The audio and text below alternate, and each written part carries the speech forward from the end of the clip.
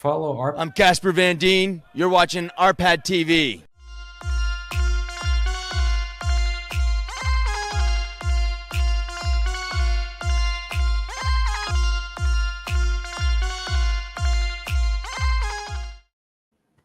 And yes, that was my close personal friend, Casper Van Dien, who you know from Starship Troopers and... I was going to say, when he's not busy killing bugs. Yes. I think that's the only thing I remember him in.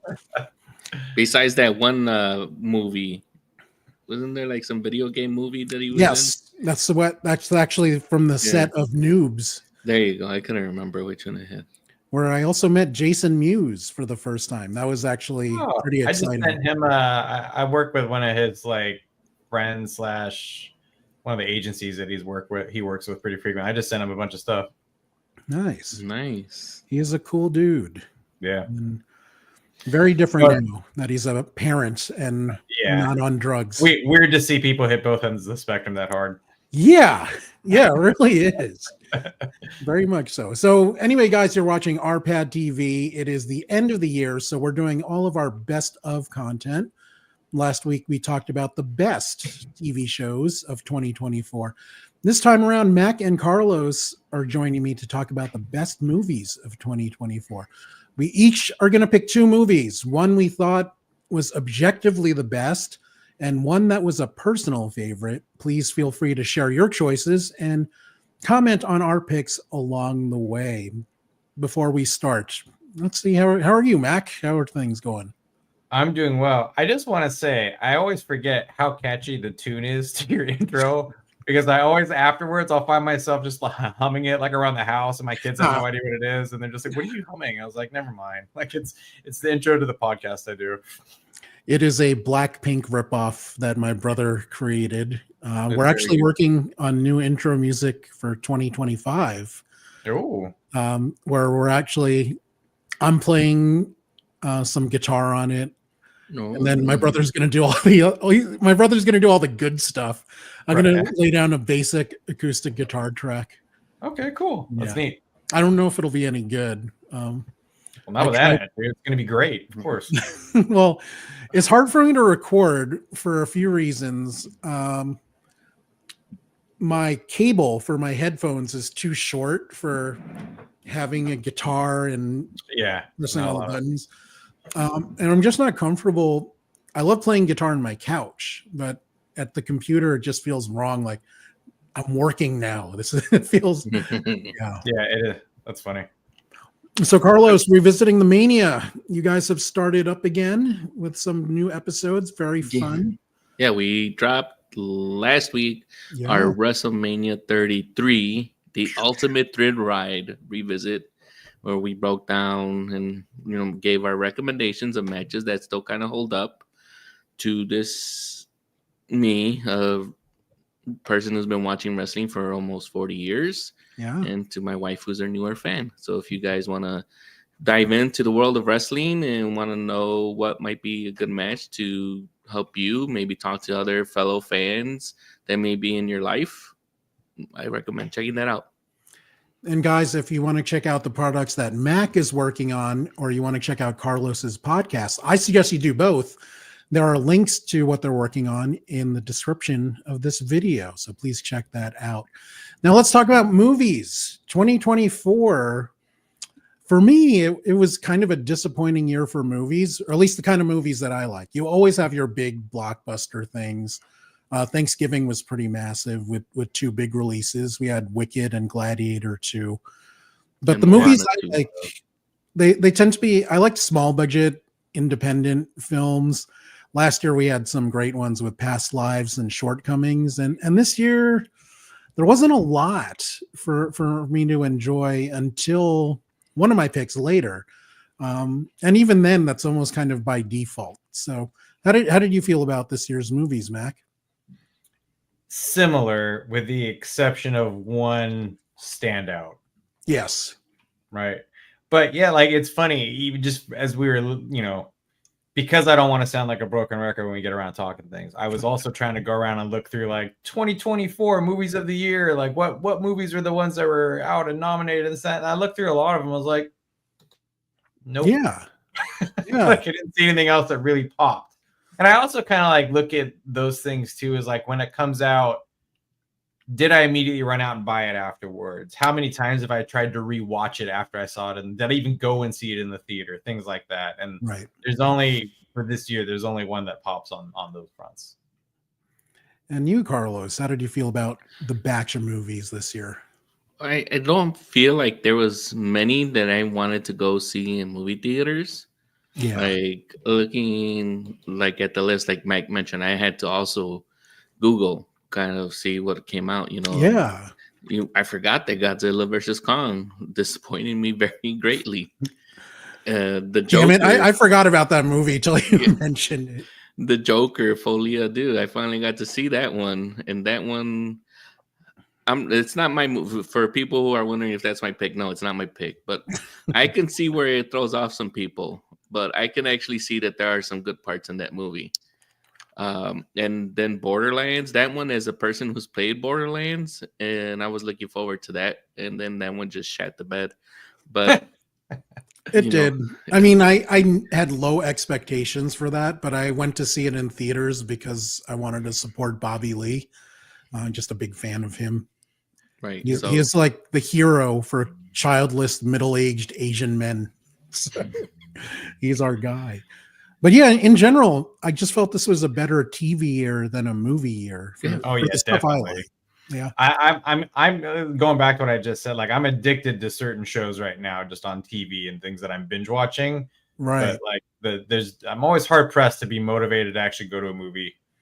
Yeah, they make it difficult because of the price and the hassle. So if you're going, you really have to want to go, unless you have a stupid movie pass like I do, which is the only reason I'm going to watch Kraven the Hunter this weekend. Oh, good luck. I think it's what is it, like 15% on Rotten Tomatoes? It's supposed to be terrible, but those are the ones where you feel like you could go back and watch it, and like, I don't know, man. Like there's every once in a while I see them that's like really terribly rated, and I watch. I'm like, this is great. I loved it. So who knows?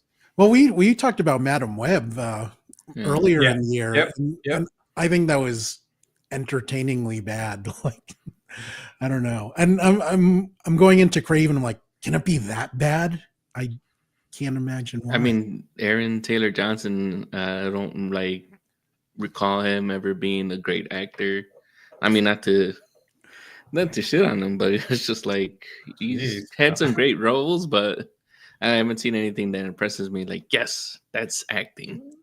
Kick-Ass. I mean, he's this big superhero whore. He was Kick-Ass, Quicksilver.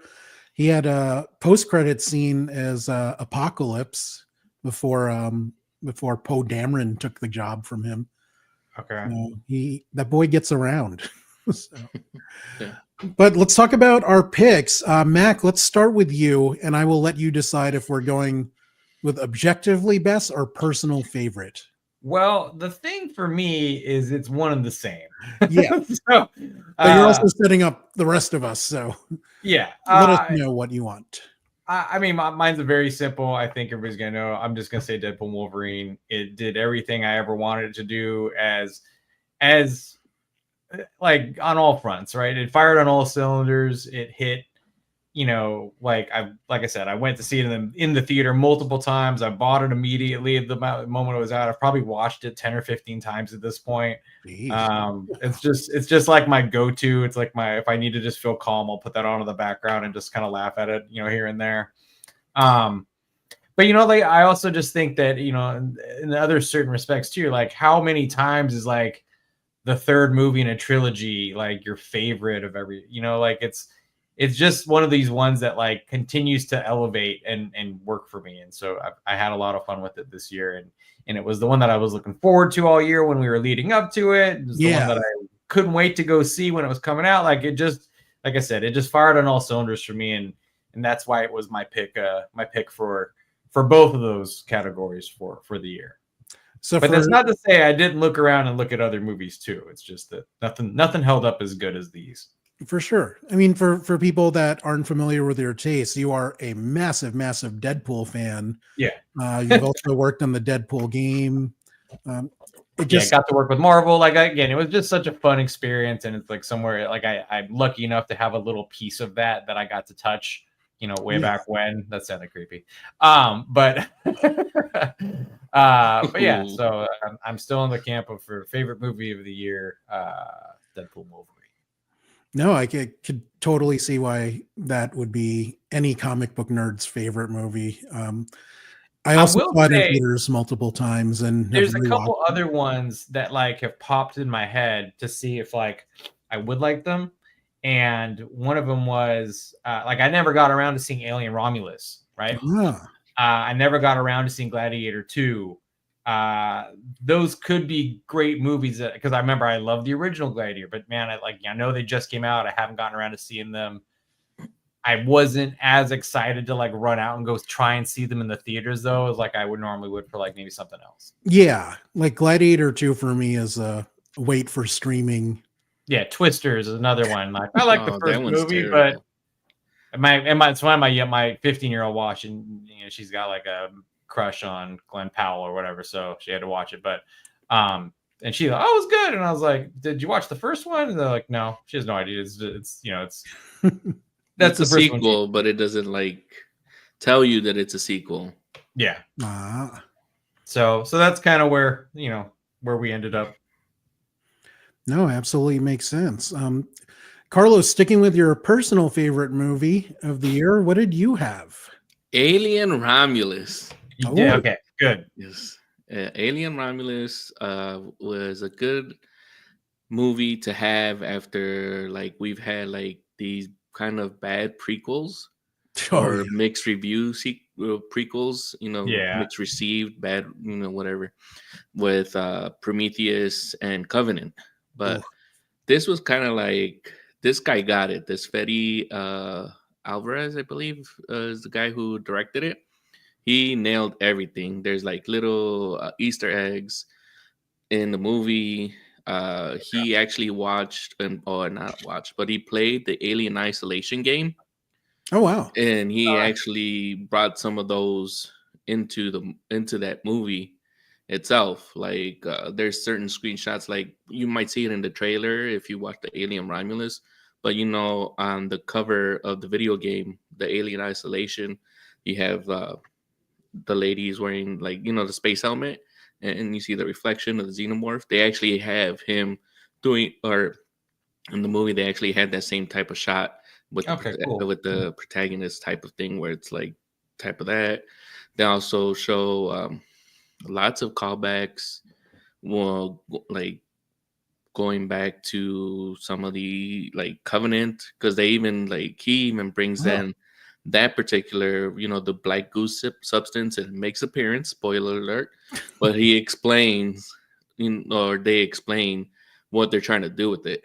So I it was just kind of fun to have everything starting to come together, and now it makes me want to go back and try to see everything, now that this is like kind of a movie that's in between Alien and Aliens, and just seeing Prometheus, Covenant, Alien, Romulus, and now Aliens, to see how it goes.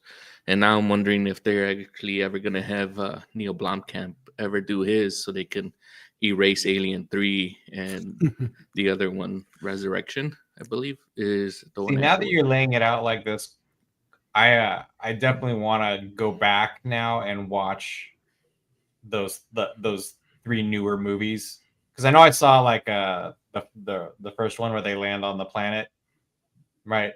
The LV-426, the first one. No, not the original Alien, like the newer one, Prometheus. Oh, right? yeah, Prometheus. Like yeah. I remember seeing that one. I don't remember if I saw the Covenant one or not. Mm-hmm. And then, but now that you're laying it out, like I would go back and be interested to watch those and then jump into the new one, because I think just for me, like I have to be in the mood to go watch an Aliens movie. Yeah. Whereas I could put on a different movie at any given time. I don't need to be in the mood for it. It's like fine. But like I just like if I want a good like action horror kind of sci-fi thriller, it has everything. Yeah. So the last Alien movie I saw was Prometheus, and they totally lost me on that.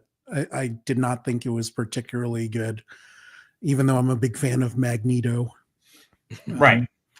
So he's somebody who's like almost like great in everything that he's in, yes, in terms of delivering a believable performance as an actor. But like same thing, like I remember watching Prometheus and being like, hey, visually it's cool, like it's a neat movie, but like yeah, But weird. it was like I think to me it's just like you expect the xenomorph and everything to have more in play. yeah. And then you get it and you're like, what the fuck am I watching? Yeah. Sorry for dropping an F-bomb on your show, Raymond. But nah, you can do that anytime. I've dropped an F-bomb on your show many times. Oh yeah, that's true. So I owe you many more, but I'm just but it's just like if you didn't know what you were getting into when you first saw Prometheus, and then you're just used to seeing, facehugger impregnate somebody, and then turn into a xenomorph, and it kills everybody, and you're like, when is that gonna happen? I mean, it does happen eventually later on in the movie, but this was more about Wayland finding a way to extend his life. What was Covenant about then? After I still can't tell you what it's about. Yeah, I mean, it's just like the android that's played by Magneto is just trying to perfect the xenomorph type of thing and trying to make like the ultimate type of human being type of thing. Well, now I'm curious. See, that doesn't sound interesting to me, but Romulus does from the way you're describing it. So I had zero interest in this movie till you mentioned that you were fond of it. So thank you for that. But that's why this podcast is fun. Yes. And it's on Hulu. If you have Hulu, you can watch it. You don't have to like rent it or buy it unless you really want to, but you can watch it on Hulu. I made the awesome parent mistake of early on letting my kids, when they were younger, watch Alien 1 and 2 with me. And yeah, that wasn't a good choice. How many sleepless nights were there after that? Enough, but just enough to be like, for Michelle, my wife, to be like, you did this. Let's go on our first tangent. As a kid, what movie or movie character haunted your nightmares? For me, like Freddy Krueger was Freddy Krueger, like immediately Freddy Krueger, with especially the long arms walking down the alley. Freddy Krueger, like scraping both sides of the walls in the alley. And also, by the way, one of Johnny Depp's first breaking performances, and one of the best death scenes ever. The pool of blood fountain thing.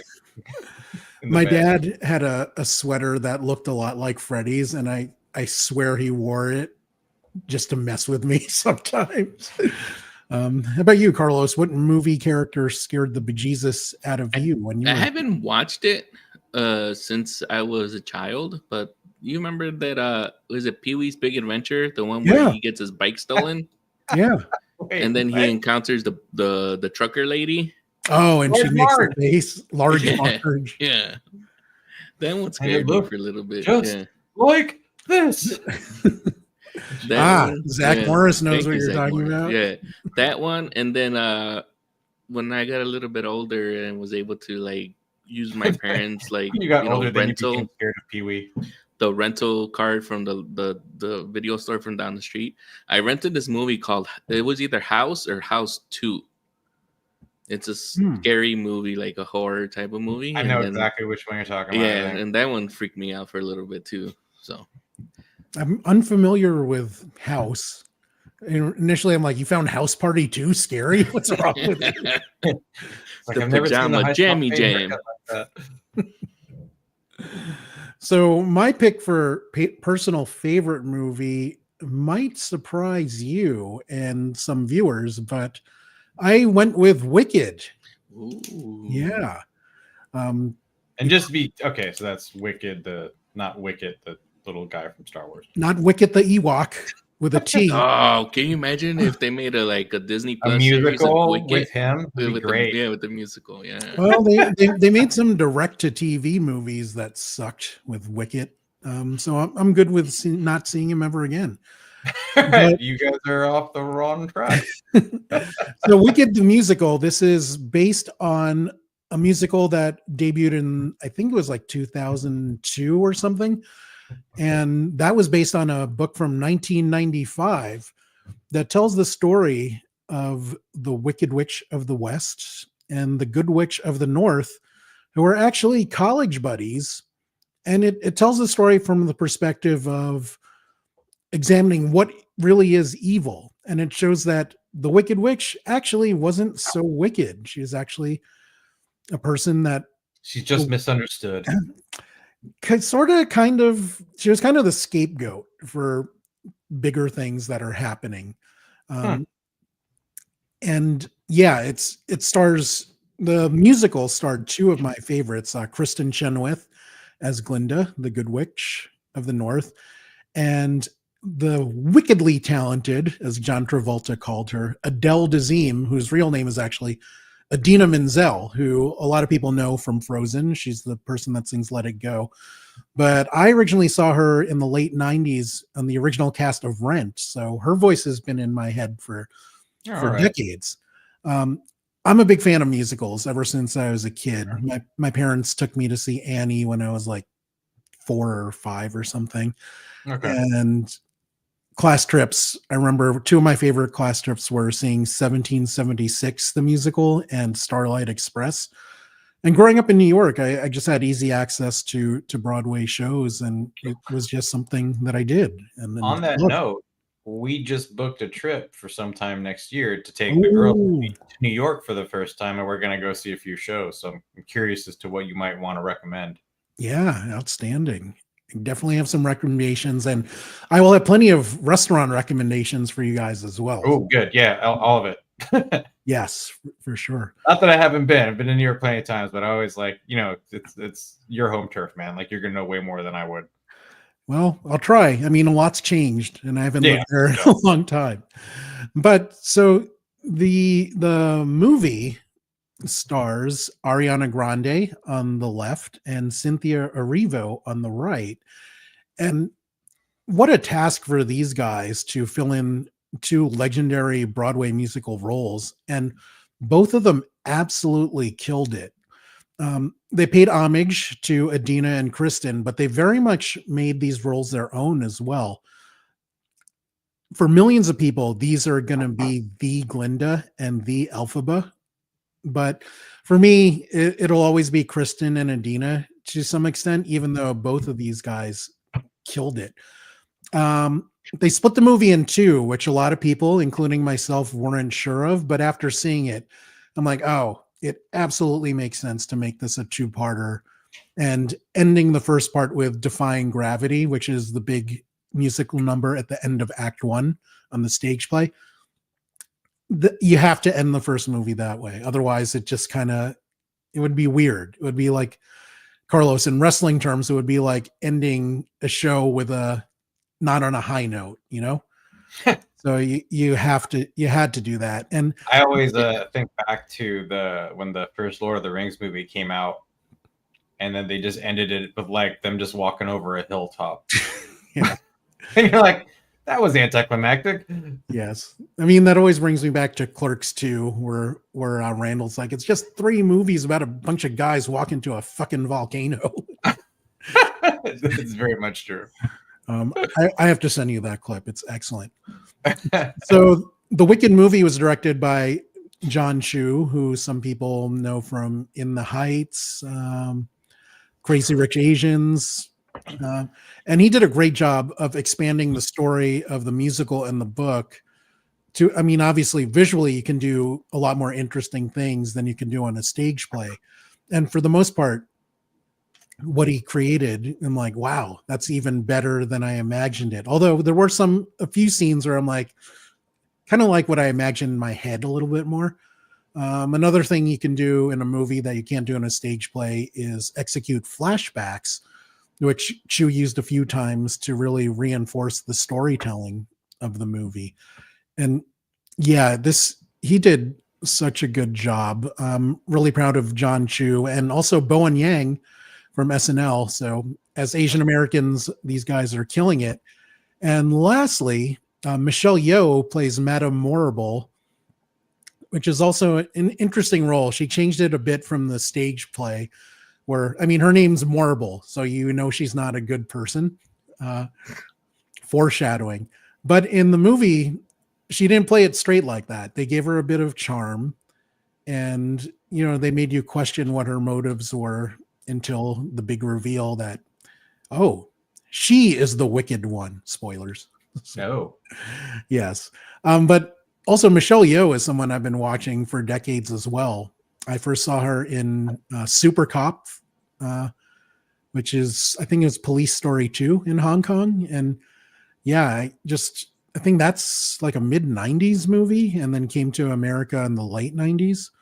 But just watching her go from Jackie Chan movies to James Bond to Crazy Rich Asians, and now in a musical, which is nothing that I expected her. I think this movie just cements her as the Asian goddess of cinema, and I'm so thrilled for her. But yeah, as a musical fan, I loved Wicked. I had so much fun with it. More so than I was expecting. I actually saw it in theaters twice, and might see it again before it leaves theaters. So that was a surprise personal pick, and one that I'm very happy with. She was in Michelle Yeoh was in Everything Everywhere All at Once. Yes, too. yes, she is the lead of that. With yeah, that was a great movie. Also, I loved it. My brother did not, which disappointed me. Yeah, I'm like, that wasn't this year though, right? That was last year. I think it was, 2 years ago. Yeah. Okay. Yeah, that was my favorite movie 2 years ago. Yeah. So Mac, we're going back to Deadpool and Wolverine as your objective best movie, and this one I might fight you on, because I don't even think it's. You can't look at the image you're showing right now. It's perfect. But as a movie, in the traditional sense of having 3 acts, I don't even think it's the best Deadpool movie. It's entertaining as hell, and it's so much fun, especially for comic book nerds. But as a movie telling a story, I actually think the first 2 are better. I might like the second Deadpool movie. I mean, it's always hard to like anything better than the first because of how the first affects you coming out of the gates, right? Like that's always like a hard hurdle to get over. Yeah. I will say, kind of going back to what I said before, I feel like when the second movie came out, it exceeded. It did enough to be on the level, if not better, playing ground than the first movie, right? It took you to the next kind of headspace, and that was great. And then for the third one, I think because it was so different than the first 2, with the whole multiverse and all that stuff kind of coming into play, that gave it enough oomph to get there for me to make it a favorite. But I would agree. I do think I like the second Deadpool movie better, just for a variety of different reasons. Josh Brolin is one of them. The kid who played Fire Fist. I mean, there was so many good things about that movie and fandom there. But for this year, I think that this one, end to end, like I said earlier, it did the things that make me appreciate a movie for what a movie is, right? I was excited weeks leading up to it. I went there, I got popcorn and hot dogs and junk food and a fucking gigantic soda, and I sat there and tried not to pee the whole time, and went and then I went back for more, 2 more times in the theater, and then I said, I consistently just put it on and watch it to feel good. So I think from judging it as why it's my favorite, that at that point, it ticks all those boxes. It makes me enjoy the moviedom of movies about that thing. I totally accept that answer. And if I may interrupt, I totally forgot. It'd be good if you're I do not accept that answer. It would be better. Survey says, no. Try again. I did forget something I wanted to mention about Wicked. During the Defying Gravity scene, when she finally flies on her broom, just visually between the song and the special effects, those are the biggest chills I've gotten in a movie theater since Avengers Endgame, when all the blipped people come back. I mean, that's how exciting it was. Or when Captain can hold Mjolnir, or any of those moments that you're just waiting for the whole time. Yes. Mm-hmm. Or when he finally says Avengers Assemble. Yeah. I remember in the movie, I was in my head, the voice in my head was like Beavis. I'm like, say it, bunghole. I wonder now that you've brought that up, if when I pay attention, if the voice in my head has always been Beavis. Wow, maybe Beavis has been our inner monologue. Maybe that's why we get along so well. Yeah, that explains a lot. But yeah, I mean, I can see Deadpool. I mean, the problem is Deadpool and Wolverine is just such a unique thing because it is a movie, but I think it's an even bigger spectacle than it is a movie. Totally. And it's also a nice, button up for the whole Fox universe. Yeah. It serves many purposes. It had cameo, like, it just had, like, again, it had like cameos and not shitty ones, like really big, like, holy shit, cameos. Like, it had so much that makes a great movie going experience, whether that's to the theater or to your couch, Yeah. I mean, when you saw it in theaters, how were the reactions for those cameos of the Fox characters? Like seeing Blade, for example. Blade was like, the whole theater was like, oh shit. Yeah. Like, everybody in the theater was like, it's Wesley Snipes and he's 100 years old. But, you're retired. Retarded. And then at some point, the other one, the other big one was Chris, what's his name? Captain America, but it was Evans. Chris Evans, and he was actually Human Torch. Johnny Human Torch, and like Johnny that Five. alone, that was like the big like gasp. But then like the comic, like everybody was cracking up after, that first scene. I somehow spilled water in my eye during this. You've mastered gravity. Or are you crying because you're remembering those fun moments of Deadpool and Wolverine? Yeah. So Zach Morris says DP was fun. I enjoyed seeing practical sets. Yes, and a movie that was just a movie for the sake of being a movie. Exactly. And I don't know if that's like it almost seems like what Zach just said is, it's like that's a staple of a Ryan Reynolds flick to me. Yeah. I mean, I don't think he goes into anything saying, oh, I'm going to win awards with this one. No, but like you look at things like Wade, I don't know, like even if he didn't direct it, if he's a part of it, like Waiting or any of like just, even his cameo scenes in the Blade movies, right? Like, like just everything that he does to me is just like, he's except almost Green Lantern. Except Green Lantern. But it's always like, he's like, fuck it, this is going to be hilarious, like, and he goes in and does it. I even liked Free Guy, I think Free Guy was great. Yeah. I enjoyed that. Even though some of the video game stuff, by the time it came out, it was kind of passe in some of the video game tropes. Made more sense like maybe 10 years ago. But apparently that project was gestating for a long time. So yeah, some of the gaming stuff they implemented was old. I did try, by the way, to look up some what other movies could have been close in there. And, like Despicable Me 4, I just watched recently to see if that was, it was okay. It wasn't like crazy great. Twisters, I haven't seen yet, but you guys said not worth it. There's the new Transformers 1 movie, which I watched. I heard that's good. And that is shockingly good. I'm a big Transformers nerd too. So like, I really like that. And that was a good departure. But like, again, I didn't find myself like waiting for that to be out so I could go see it. It just happened to show up one day. I was like, oh, I could watch this. But Dune 2 was another one that kind of seems like it fits that category. It was like big, but like to me, it really does fall back into what you just said earlier about it's just a bunch of fucking guys walking.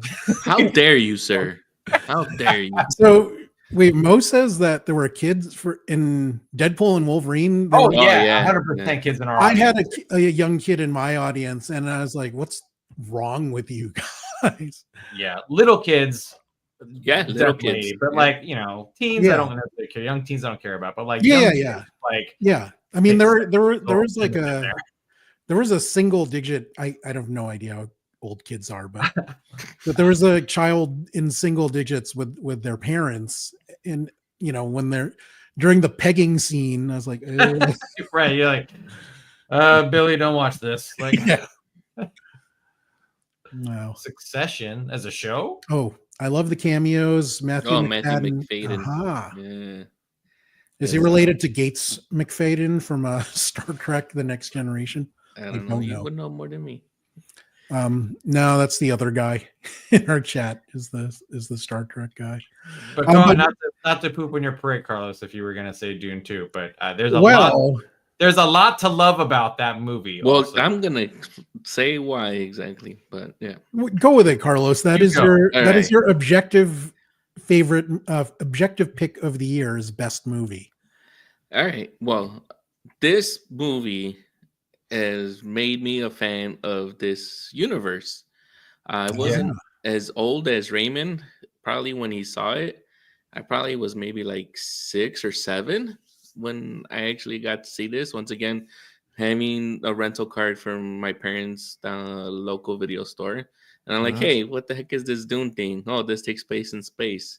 Oh, this has David Bowie. Okay. I see him in Sting. Oh, it had Sting. But to me, it looked like David thinking Bowie. Of Labyrinth. Yeah, that's exactly. I'm like, I just seen this guy in Labyrinth. That's exactly Sting, why I had picked it out. Yeah, but it had Sting in a metal cod piece. Yes. For the record, I did not understand what the hell was going on when I saw the movie. And then for the right, I think any of us did when we saw it originally. When we were little, like, why are they all wearing like space diapers? Like, I was more intrigued when Raymond, like, because he's read more, and then obviously in our chats, so it made me more interested in it because I am more of a like science, sci-fi, space type of nerd when it comes to like things that intrigue me. So I gave the first one a shot, even though I fell asleep a couple of times. Ooh. I'm powered through because it's just like the beginning, like trying to get used to this world. It's dark. It's like it is slow. The first one, it's slow, and then you have to understand why they're making like that. What is it? Is it from Australia where they do that the throat singing type of thing, like it originates from? So it's like trying to like immerse yourself in that universe. And that's what I'm going to get into what Mo's saying. Like, Dune 1 made me excited for Dune 2. And now I watched Dune 2, and which is, like I'm saying, my my movie of the year, because this movie pretty much leads you to more things. And then now they made the Dune prophecies, or what's it actually called? Dune. The Bene Gesserit like story. Yeah, and now it has me like it's all bringing everything together, and now it's all like trying to make this all one cohesive thing. And now it's like, well, the Bene Gesserit. Right? What's up? Is there a third movie coming? Yeah, he's doing Dune Messiah. But then after that, he is done, and then we'll hand it off because there's a lot more Dune books. Yeah, it gets really weird. So, did either of you guys start watching? I know you just brought it up, Carl. Did you start watching the TV show though? I've gone through is it worth it? 4 episodes. It's the first 3 are a lot of slow building because it's kind of like exposition, because now they have to explain where the Bene Gesserit began and how this one lady that is a Harkonnen is pretty much putting everything into like motion and fulfilling like the prophecy of making the Bene Gesserit be the ones that are going to be calling all the shots. Their plan is to have the women sit in the throne, and it makes that prophecy that they're talking about in the Dune movies, where they didn't want to have the son, the one that Timothée Chalamet's character is, have those powers of a Bene Gesserit, because their goal is to always have a woman be the one that's in charge of the universe. So, like, now it's like you're seeing how they wanted it to be, and now you're like, I'm looking to see when they're gonna start veering off, because this is, I believe, like 1,000 years or so before the first Dune movie. So now you get to see like how everything starts to splinter and where the prophecy goes wrong, or who's the one that starts to diverge away from it and sees that, the lady, I believe is Lila Harkonnen, is the one that's kind of like leading the Bene Gesserit right now, and she's trying to form it, but she also has kind of a debt against the Atreides, which has been wiped out because of that whole machine war that they had before, and that's why there's no more thinking machines like droids and everything like that in the universe. So seeing those 2 movies and now seeing the series, like, it kind of makes me appreciate Dune 2 a little bit more, because now we'll get to see how everything is for working people, its way out. For people not this familiar universe. with the Dune books and original movies, I mean, this Frank Herbert's books are basically the foundation of modern sci-fi in the way that Tolkien's books are the foundation for modern fantasy. So even if you're a big Star Wars fan or Star Trek fan, you owe it to yourself to check out these stories. Um, Getting back to Carlos's point about these movies, especially Dune 2, I think visually it is one of the most impressive things that I have ever seen. Yeah, and that's where it wins me over too. I completely agree. Like I think when you just see some of those just gigantic, Yeah. like scenic, picturesque, like scenes that the one that got me the best that I always think back to is, and we've seen this in other movies, right? Like but the way they show the scale and the size of the ships. Yeah. And the fact that, and this is where I go, we've seen this in other movies too, but the fact that they are underwater, right? And like, we saw that in like Star Trek where the Enterprise was underwater and right. Like the beginning and like that was kind of like, all right, I didn't know like the big ships could literally submerge, but like the way they showed it in the first Dune movie and then they show the scale and the size of these things, it just makes, and just how good it all looks, like in terms of like the sci-fi and the special effects and all that stuff. It just really like won me over on that front, right? Like that was very cool. Yeah. I think sandworm surfing looks incredible and fun. And I think you just invented a new video game, by the way. Sandworm surfing.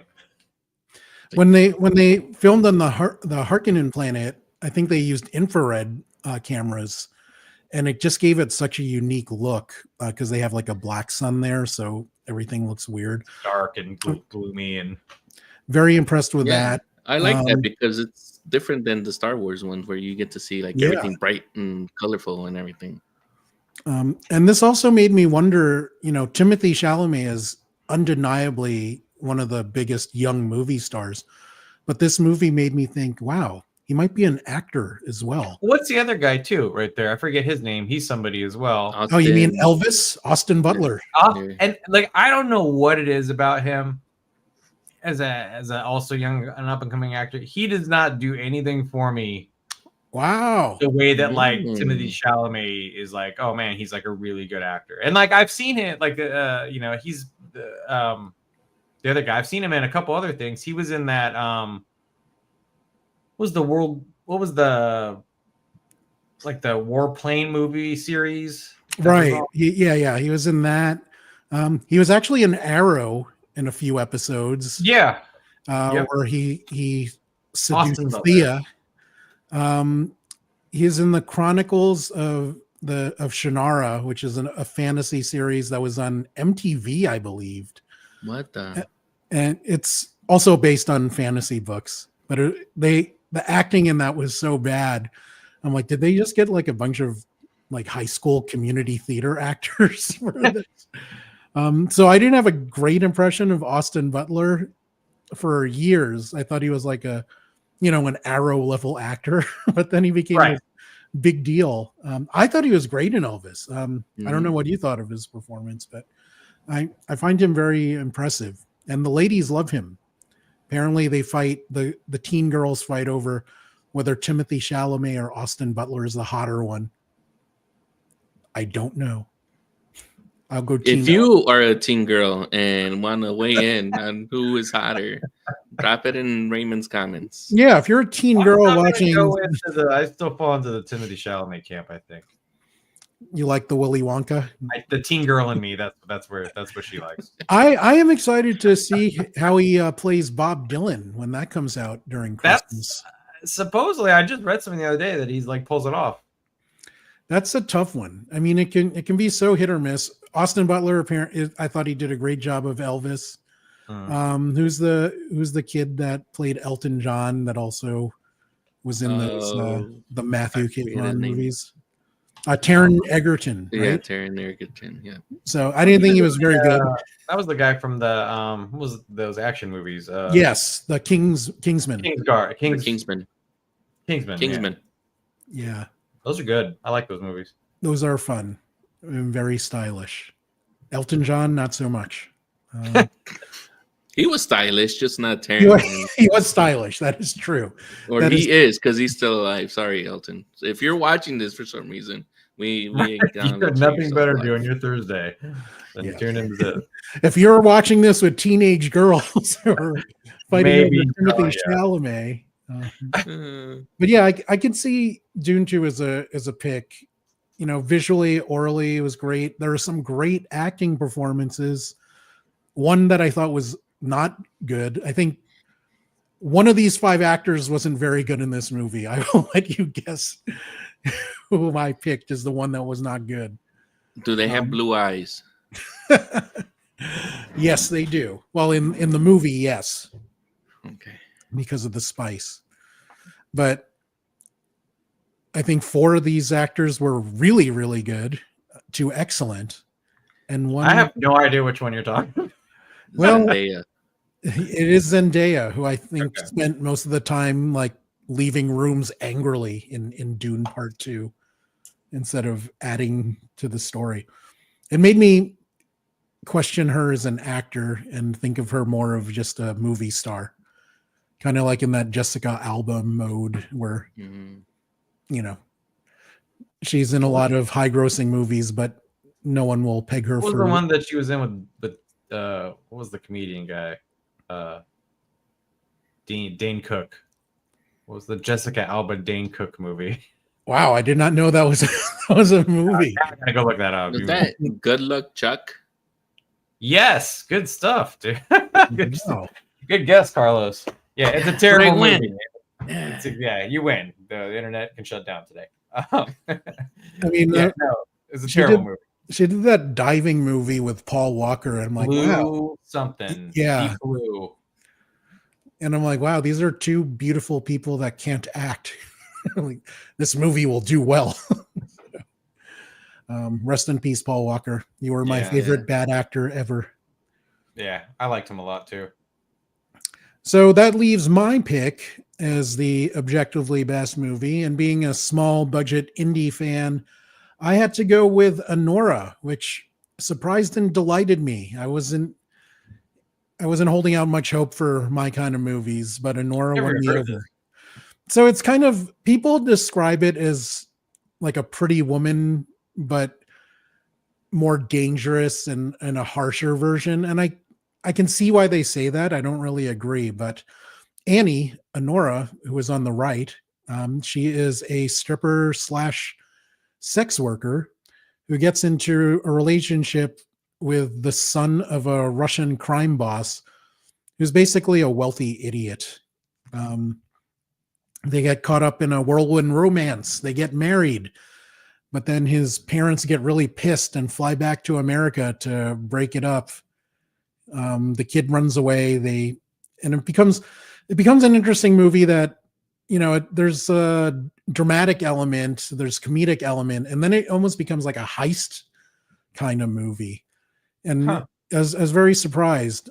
It's directed by that guy, that Sean Baker, who for some reason does a lot of movies about sex workers. I'm not sure why, but what I liked about it is that even though it's about a sex worker and the idiot son of a Russian crime boss, the characters felt very real and relatable. They're written and performed really well. I mean, I have nothing in common with either of these people, but they played it so grounded and identifiably that I really enjoyed it. The settings, it's primarily takes place in Brooklyn, which is one of the first places I lived. I had a babysitter that after we moved out of Brooklyn, I would still, you know, go spend weekends with her sometimes. Mhm. And seeing a lot of the places in Brooklyn made me feel nostalgic. A chunk of the movie takes place in Las Vegas, where I am now. That's where they got married. So I was gonna say it looked like that shot you were showing was them at Caesars. no, I think that's downtown. Let's look at that It again. looked like it was like the mall, that indoor mall with like the arch ceiling that they can project and put like imagery onto. Right. That's the Fremont Street Experience, because I believe that is the Golden Nugget to the right. Yeah, maybe. Either way, it just definitely looks like Vegas to me. Yeah, it's definitely Vegas. So, Mikey Madison is getting a lot of buzz. I think she will get nominated for a bunch of stuff. I think she had a career-making performance. She's also naked a lot, if you guys are into that kind of thing. Some people... Zach Morris, who is also around here, he says it's Fremont Street. Got it. And Zach, is that the golden nugget on the right?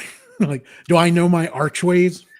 But yeah, I mean, I like these kind of movies that tell a different kind of story. For some reason in my head, like small budget movies means that everyone is trying harder. I don't know if that's necessarily. They have more on the line. Yeah. Like, I mean, I like Quentin Tarantino in Reservoir Dogs best because he had the least amount of money and had to be more creative. And such a great movie. Yeah. And, you know, a lot of people think Pulp Fiction is his best, but for me, it's always Reservoir Dogs. I feel that way about a bunch of directors. I like Robert Rodriguez with less money than with more money. You know, like. But I think you hit the nail on the head. I think it forces them to be more inventive and more creative. Yes. It doesn't always work out that way, but for those two in particular, I think it does. And also, I think they were more on drugs at the time than when they became successful, or they just could afford better drugs. Aha! Zach says, yes, that is the golden nugget on the right, and Binions. Let's look at that picture again. Binions used to be where I played blackjack. They had single and double deck games that were very good. I love playing blackjack. That's the only game I'm actually decent at. We actually had a fun time. I was playing with a friend, and we met these two other guys. They're also playing together, and the four of us just hit it off. So we're going around tables together. You know, we'd show each other. It's a handheld game on the double deck and single deck games. So we were showing each other our cards the whole time. And the pit boss was like, guys, you can't be showing your cards to each other. And then I'm like, fine, I have a queen and a 7. I didn't show anyone the cards. Pit boss thought it was funny, and I thought he was going to kick me.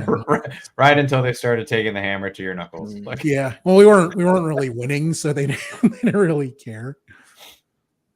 But yeah, those are our picks for our favorite and objectively best movie. Let's talk about some honorable mentions. Carlos, you had something you wanted to mention. Piece by Piece, the Pharrell kind of a biopic. That Lego movie. Yes. Yeah. I did not get to see that, but heard good things. Yeah, it's very interesting, like, to have him like be like, this is how I want my biopic movie to be entirely done by Legos. So it was just very interesting to see that type of style, you know, come in to tell someone's life story, and just everything that he had to go through in life, you know, trying to make his, you know, career happen, whether it's like him trying to first come to grips with whatever gift he has, where he like says that he can like see the music, you know, and that's how he's able to produce things. Like, he can see a beat, he can do the things, and it has a certain color to him and things like that. So just have him describe that, see his rise, see his short fall for a little bit, because he gets a little bit into his head, but just seeing everything just being like done in a Lego type of style and everything was very fun and very unique perspective for someone to actually have about how they want to tell their life story. That's very cool. I did not realize it was autobiographical. That is a cool way to do it. Anything else catch your eye, either of you? I mean, we already discussed a bunch of movies. Well, I haven't. The two that I'm really more excited about that have been out this year are, and again, I do want to go watch the new Alien movie, Alien Romulus, and then I do want to see Gladiator 2. Right? Like those are two that are they could end up being in my top list, you know, depending on how I feel after them. But they're interesting. The Bob Dylan movie maybe could make my list, but let's see. I mean, those can be so hit or miss, those autobiographical music movies. This week, there's actually 2 releases. There, that animated Lord of the Rings movie, Oh yeah. the whatever of the Rohirrim. It's about the horse lady with the red hair. I heard an interesting thing, by the way, just going on tangents here, but in the movie with the Rohirrim, all the horse riders Yes. were apparently all women. Yes. Because all of them were the best horse riders in the area. In order to film those scenes with lots of horses, they had to have like super experienced riders and everything. They all happen to be women, so you can't tell because they all have like masks and helmets and gear on. Oh, But very interesting. I thought that was super cool. that is very cool. Yeah. Johan's here. He liked Alien, but he said it was entertaining but predictable. Gladiator 2 was also entertaining, but doesn't beat the original. I mean, that's hard to do. The original was really good, and The original, I mean, specifically has Russell Crowe yelling at you, "Are you entertained? Is this not what you want? Are you not entertained?" So, Yeah. I mean, that's an iconic line, and he delivers it so well. He throws a sword into the audience. Yeah. And the other movie that's out this week will definitely not make anyone's top 20 list, top 100, but Craven the Hunter, which is going to be. I'm gonna watch it. I'm going to watch it too because I want to see. I want to see if something can be worse than Madam Web. I'm a glutton. Yeah, I'm a glutton for if you say it's bad, prove it. Yeah. I want to go see it. Rotten Tomatoes is like 15%. Oh, let's see about that. Yeah, let's get the popcorn ready. I mean, it seems like this was the movie that movie passes were made for. I saw basically it said like this is all but ruined Sony's attempt at like reinvigorating the Spider-Man. Pretty much. And they did 3 this year, right? And they had Madam Web, Venom 3, and now this apparent piece of crap. So I think they were just biding time to hold on to the license until they can nail down Spider-Man 4. It sucks. I really wish they could work out a deal, but I get why Sony is hanging on to that license because those Spider-Man movies make a ton of money. That's just the way the world works. Holding on for a rainy day. Yeah. Pulling a Jim Carrey. I did Sonic 3 because I need more. Let's go on one more tangent. A few months ago, they announced that Robert Downey Jr. was returning to the MCU. Mm-hmm. But now they had announced that Chris Evans is coming back to the MCU in an undisclosed role. But in a way, is it the real Cap, or is it whatever universe Doctor Doom comes from Cap? Yeah, I think it's Captain Hydra. Yeah. Really? Yeah. I saw the news that he was coming back. I didn't know how to process what he would be coming back as. I mean, I don't know. I think that's funny if he came back as a Human Torch, though, and dies similarly. Same death. It just feels like I liked that they tried to do different things. You know, I loved the Marvels. A lot of people didn't. It just seems like they're going back to the well by bringing back both RDJ and Chris Evans. Yeah, it seems like they're fearing what happens without them. Yes. And I think it would have just been better if they were able to keep it under wraps. Like being able to see that just unfold to you in the movie, I think would have been better. But I know that they had to sell the tickets, they had to get the pre-sales and things like that. But I think I would have loved the surprise a little bit. That would have been like the surprise of the movie surprise of the century, though, if they somehow hit that like Robert Downey Jr. wasn't in it and then he shows up as Dr. Doom. You're like, what? That would be like a mind-blowing movie moment. It's also impossible to do nowadays with the internet and, you know, Game of Thrones, they had drones flying over sets just to snap pictures and stuff. Like it's impossible for a studio to keep something that big, you know, that quiet. Some underpaid like production assistant will leak it out. Zach Morris says, I've heard that Craven isn't that bad, but they cut a quarter of its opening day theaters. Oof. Ouchie. That's not a good sign. Evil Disney will eventually buy Sony. I don't know about that. Yeah, I mean, I don't know. I hope I hope consolidation doesn't happen on that large of a scale. It'll be like what's that Sylvester Stallone movie where Taco Bell is the only restaurant that survived? Demolition Man. Demolition Man, yes. Everything is Taco Bell. Yes. That might be one of my favorite Stallone movies. I love that because they're going shopping around for food in the underground area, and he finds a burger place, and then Yes. they're like, "What's it made of?" It's like "Este carne, este rata." And you're like, "Rat burger." It's the best rat burger I ever had. 3 seashells. Oh man, we should do a whole. We should just all rewatch Demolition Man and do a revisit on that one at some point. Yeah, when movie, Rob that movie's Schneider, so bad, it's great. When was it supposed to take place? it's probably now, right? Like Here, armor hot dogs. timeline. Yeah, every What year song was was a commercial. Demolition Man? No, not when it came out. I want to know what year it was supposed to be. 2032. Okay, so we still got time. Yeah. It could still happen. Still can. Where is it? He doesn't know how to use the 32. Yeah. It's not on this list. I'll put it in the chat if it works. But I always look at this. Nope, it's not going to go there. Let me see if the link works. Copy. Yeah. So I always look at this like list of like all the sci-fi movies, and it says where are we now?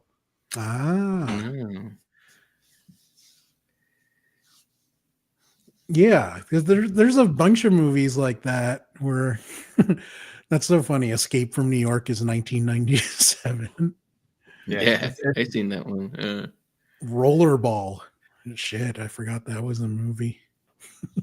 The first one, right? The one with Chris Klein, right? Oh, yeah, I forgot they remade that. Oh man. That is a horrible one. Anyways, we're not too far into this whole sci-fi movie story narrative, though. We got a long way to go. So Zach Morris says they never tell you what the 3 seashells are for. Nope, you never find out. It's a bidet, man. I mean, they're not popular in America, but in most Asian countries, they are now. There's like a whole growing bidet movement here now. I support it. I'm a big fan of Odo. This podcast topic is definitely this is definitely more. We got from favorite movies to bidets. Should you have one in your home? This is educational. I think everyone should have one. I mean, it's such a big part in Asian. I've never seen the bidet up on the wall. In Japan, even public restrooms have bidets. Even in poorer Asian countries, if they don't have a proper bidet, they have like a hose attachment in the toilet, which I firmly believe should be a thing. Like when you don't shower by like rubbing a towel on yourself, you use soap and water.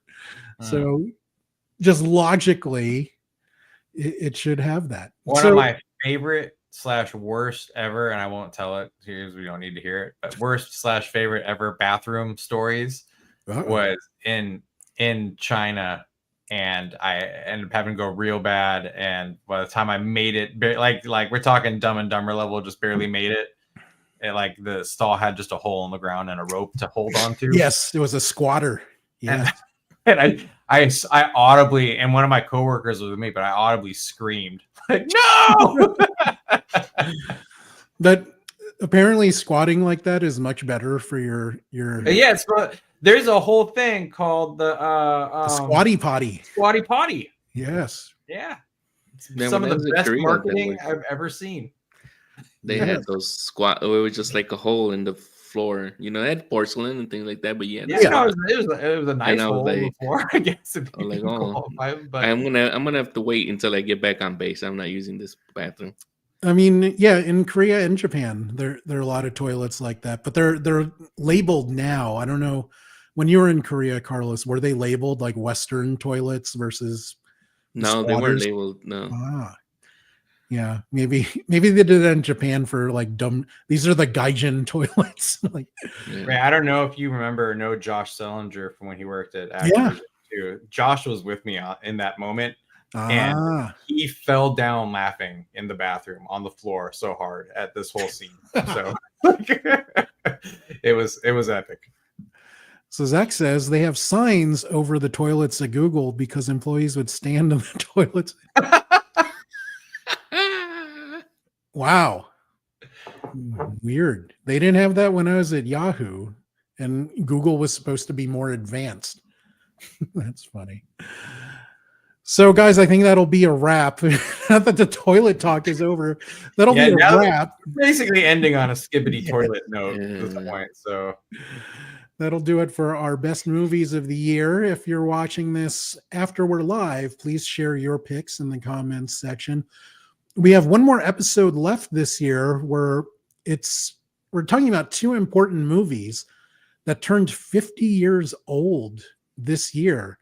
These are two Mel Brooks movies, Blazing Saddles and Young Frankenstein, two tremendously influential movies that shockingly hold up really well today. Is that next Thursday that we're doing that one?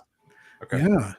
And then we're going to take some time off for the holidays, and we'll be back in January talking about our most wanted video games, movies, TV shows, and all that. Indiana Jones, I hear.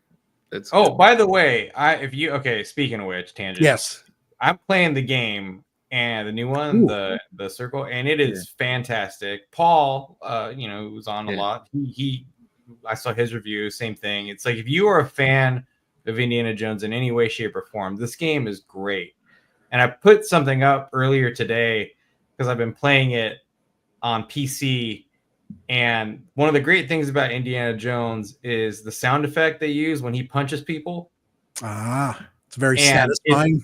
It's so good. I'm literally just playing, I'm not playing the game right. I've got my volume turned up, my bass turned up a little bit just to get those punches in. And I'm just running around punching strangers and to get into fights. And just because it's the best sound. It really is. So good. Awesome. And guys, don't forget to like, subscribe.